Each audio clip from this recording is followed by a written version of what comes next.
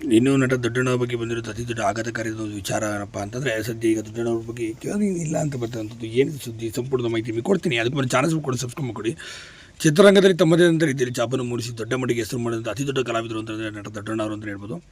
ಏನೋ ಸದ್ಯ ದೊಡ್ಡಣ್ಣವರು ಸಿನಿಮಾ ರಂಗದಲ್ಲಿ ಅವ್ರದ್ದೇ ಆದಂಥ ರೀತಿಯಲ್ಲಿ ಛಾಪನ್ನು ಕೂಡ ಮೂಡಿಸಿದ್ದಾರೆ.